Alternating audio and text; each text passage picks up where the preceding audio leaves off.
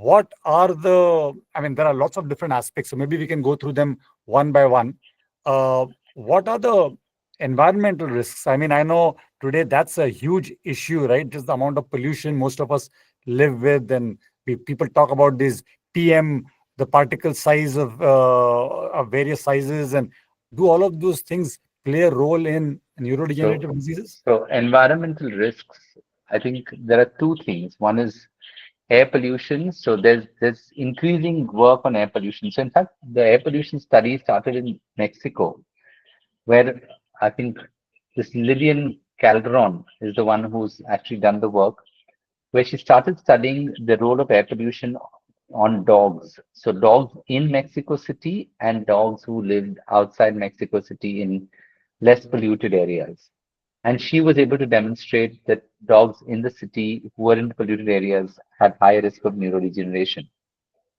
And now I think there are several meta-analyses even looking at humans who are showing that yes, air pollution has its own risks.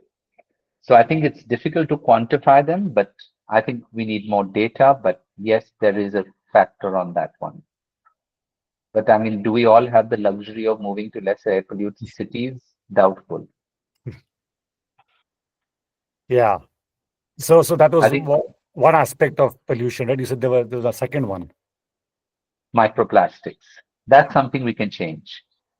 I think the role of microplastics have been linked to many things. The brain part is still not got enough hard evidence, but if you look, my colleague at least is looking at infertility and microplastic, and she has demonstrated presence of microplastics in ovaries, in uterus, and in fact that's been published.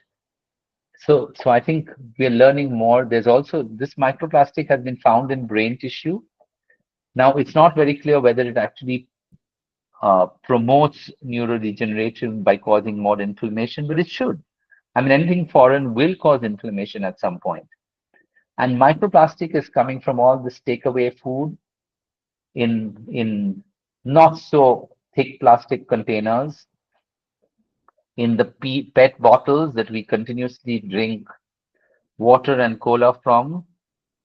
So I think when we buy a bottle of mineral water, I think we need to really decide, is it really safer than taking water from a purified source at home and drinking it in either a metal or a glass bottle?